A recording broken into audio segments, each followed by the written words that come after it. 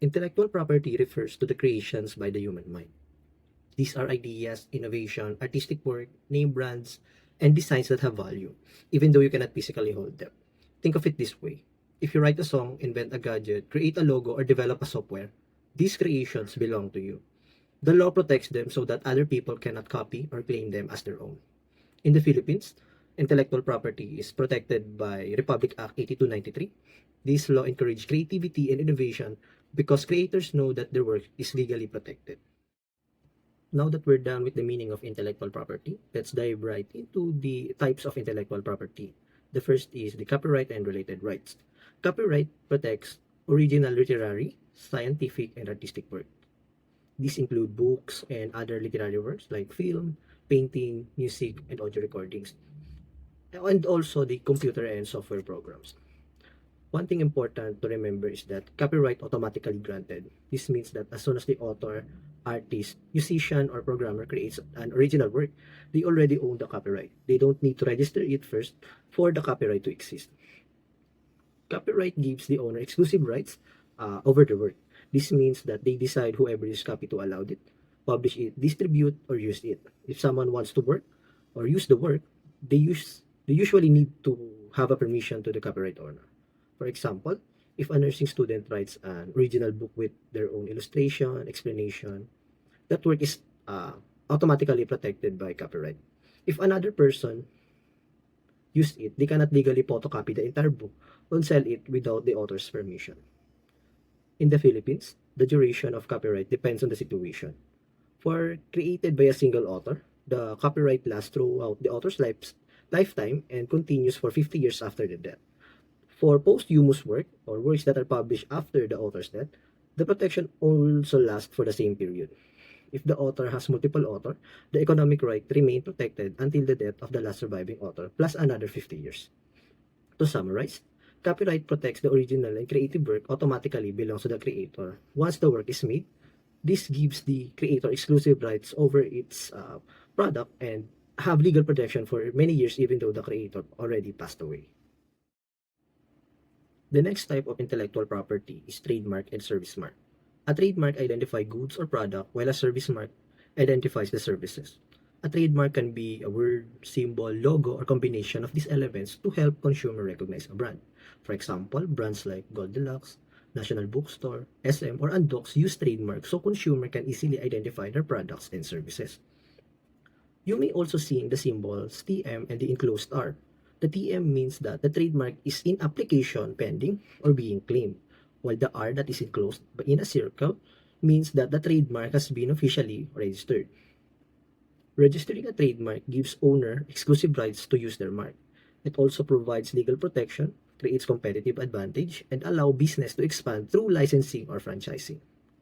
In the Philippines, the application process usually takes around 6 to 18 months. The government filing fee is 2,592 per class with an addition of 600 per class if the trademark includes color. Trademarks are classified using the NICE classification or NCL, which is an international system that groups different types of goods and services into categories. Once registered, a trademark is protected for 10 years from the date of registration and can be renewed. The next type of intellectual property is geographic indicators or GI. A geographic indication is a name or sign used for products that come from a specific geographical area. These products are known for their unique quality or reputation because of factors such as soil, climate, topography, location, and skills of the people who produce them. GI protection helps preserve the identity and reputation of these products by preventing others from using the name of if the product does not actually comes from the said location. In the Philippines, this protection lasts around 10 years from the date of registration. Some well-known international examples of these include Champagne, Scotch, Cognac, Sherry, Porto, Burgundy, or Bordeaux. These names can only be used for a product that comes from their respective region. In the Philippines, products being considered for geographic indication includes Bunawan Bangus, Bicol Pili Nut, Bongolan Banana, Batangas Barako Coffee, and Kalinga Arabica Coffee. The next type of intellectual property is the industrial design. Industrial design protects the appearance of a product, This includes the three-dimensional features such as the shape or surface. And for two-dimensional feature, there's patterns, lines, or color. These designs can be applied to products like fashion items like jewelry, handicrafts, and also for vehicles and household appliances. By registering an industrial design, the owner gains the exclusive right to prevent others from copying, producing, or selling the same design without their permission. In the Philippines, an industrial design is protected for 5 years from the filing date, and it can be renewed for 2 additional year periods, giving a maximum protection of 15 years. So lastly is the patent. This is a protection to products or process that provides a new technical solution to a problem. In simpler term, this is an exclusive rights sa mga invention na nagagawa ng isang tao. Patent prevents others from commercially exploiting the invention and is only valid for 20 years from the filing date application.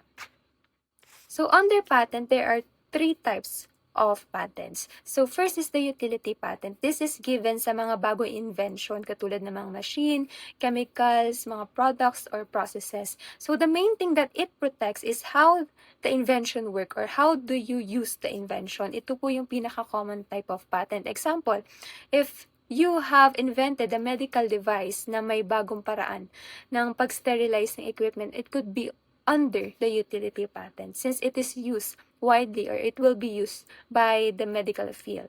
Second is the design patent. From the word itself, this protect the design and appearance of the invention. Example, the pediatric distraction pen design. Kung yung pen po natin meron siyang unique na characteristic or design, it could be under the design patent. Number 3 is the plant patent. This patent is used in agricultural industry. This is given sa mga bagong variety ng halaman na nagproproduce asexually. Ibig sabihin, hindi galing sa seed, kundi sa grafting, cutting, or tissue culture. Example, if a researcher was able to create a new kind of rose na pinaparami gamit ang cutting at may unique characteristic, it can be covered by the plant patent. Now we are going to be discussing the protection of undisclosed information. This type of intellectual property is mainly about valuable confidential or information or secret information that is not revealed in public. Dahil nga valuable ito, pinoprotektahan ito ng batas para hindi maibunyag basta-basta sa ibang tao. So, bakit nga ba bawal i-disclose? This valuable information may cause panic kasi. It may cause financial loss or even harm sa mga taong mabubunyagan at magbubunyag. So, example is the secret formula ng Coca-Cola. Next is the confidential research ng mga professionals or mga expert or hospital confidential records that is not open to the public. So there are 3 important terms under the layout design that we have to remember. Number 1 is the industrial design. Just like the design patent, pinoprotektahan din po nito ang itsura or design ng isang produkto. Example, if nakagawa ka ng unique shape ng upuan or design ng upuan, pwedeng pabilog or pahaba, or yung iba may unusual na pagkahubog yung upuan. Pwede po ito under the industrial design. Number 2 is the integrated circuit. It is electronic device na binubuo ng maraming electronic components na magkakadikit sa isang maliit na material or chip. Example, yung mga processors ng mga laptop, cell phones, or even the calculators. Third is the layout design or also known as the topography. Ito po ang 3D arrangement ng lahat ng mga components and electrical connection sa loob ng integrated circuit. It is the main design or blueprint before creating the new microchip of the device itself.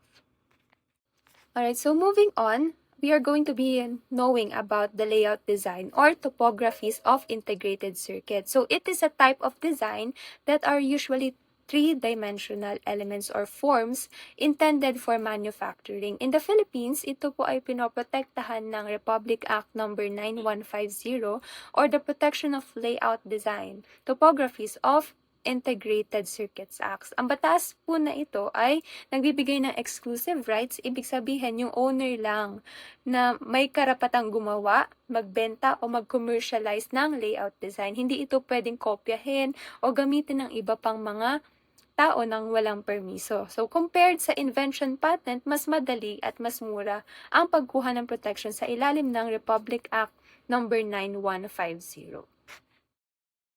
Common mistakes to avoid with intellectual property. 1. Assuming IP is unimportant. IP rights should be secured before starting a business because registration takes time and legal issues can be costly. Huwag isipin na hindi importante ang IP. I-register agad para maiwasan ng legal problems at maprotektahan ang business mo. Delaying protection may allow others to use the same product, design, or business name. Meaning to say, pag pinatagal mo ang registration, baka mauna ang iba na gumamit o magparehistro ng business name o product design mo. 2. Not doing sufficient research. Research helps ensure that your business idea is original and protected. It also prevents unintentionally infringing on another person's IP rights. Mag-research muna para siguradong unique ang idea mo at hindi ka makakagamit ng IP na pagmamayari ng iba. Number 3, hurrying through the process. Rushing business and IP registration without completing all requirements may result in weak IP protection and costly mistakes. Huwag magmadali sa registration dahil ang kulang o maling requirements ay pwedeng magdulot ng mahinang IP protection. 4. Waiting too long. An entrepreneur cannot think about the IP issues for a long time, especially when the business has started. Protecting the IP must be done immediately as soon as the business idea is ready. Kapag ready na ang business idea, i-protect mo agad ang IP mo para hindi na maagaw or makopya ng iba. 5. Using a DIY approach. Making use of this online information may save money, but do-it-yourself approach is not applicable when it comes to IP. Hindi lahat ng IP concerns ay kayang i-handle mag-isa. Mas mabuting kumonsulta na sa expert para maiwasan ang costly mistakes. Some of these problems may include 6. Trademark business name. Many entrepreneurs assume the business names can be registered but sometimes they cannot. 7. Signing the wrong contracts. The IP should be part of the agreements to be made with employees and partners. 8. Forgetting about the trade secrets. Starting a business while using a former employee's trade secrets, such as customer lists, strategies, or software, may result in legal or criminal liability. And 9. Using an open source software. Using open source software may save costs initially but can expose source code to competitors, making intellectual property protection difficult. Now let us proceed for in hiring an employee. So when starting a business, one of the most important decisions an entrepreneur will make is hiring the right employees. So a business cannot succeed with just one person. It needs a talented and creative team who can help the company grow and keep the business running smoothly. So as we always say po, a business is only as good as the people behind it. That's why it is important for to choose employees who can think outside the box, solve problems, and contribute new ideas. Hindi lang po skills ang tinitingnan, kundi pati creativity, teamwork, and willingness to learn. So now po, let's discuss the most recommended first hires for a startup business. So the CEO and the COO. So yung CEO or the Chief Executive Officers po is the person who leads the company. Sila po yung responsible for setting the company's vision, mission, and other elements. So So in simple terms, siya po ang nagbibigay ng long-term goals and decides where the business should go. So for the COO or the Chief Operating Officer po, they focuses on day-to-day operation of the business. They make sure po that everything runs efficiently and that the company's plan are properly implemented. So number two, product manager. So product manager po is responsible for creating the product strategy and overseeing the development of the product. So sila po yung nag-work closely with the engineering and marketing teams to make sure that the product meets the customer needs and is successfully launched into the market. So yung pangatlo po is the Chief Technology Officer or the CTO. So, yung CPO po, sila po yung nag-lead ng company's technology and product development. So, yung role po nila is especially important for businesses po that relies on technology. So, sila po yung nag-ensure that the company uses the right tools and innovation to support the business growth and remain competitive. So, yung pang-apat po natin is the Chief Marketing Officer or the CMO. So, yung CMO po, sila po yung responsible for the company's marketing strategy and how the customer perceive the brand. Sila po yung nagpa-promote, nagpa-create ng campaigns to reach more customers. So sa madaling salita, sila po yung tumutulong para mas makilala po yung business natin. And yung panglima, sales manager.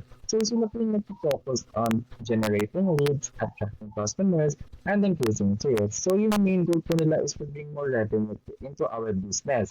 So without customer po kasi, business cannot survive. So yung role po nila is very important. So yung last is the Chief Financial Officer or the CFO. So yung CFO, sila po yung nag-manage ng company's finances, budgeting, and accounting. Minimake sure po nila that the business spends its money wisely and remains financially stable. So sila rin po yung nagtumutulong para sa company to plan for future growth while avoiding unnecessary financial risk. So in conclusion po, hiring employees po is more than just filing position or filling position. It is about building a strong team with the right skills, creativity, and dedication. So every role po, from the CEO to the CFO, has an important responsibility in helping the business achieve its goal. So always remember though po that the success of a startup doesn't only depend on the great business idea, but also on the people who work together to make the idea into a reality. Thank you po.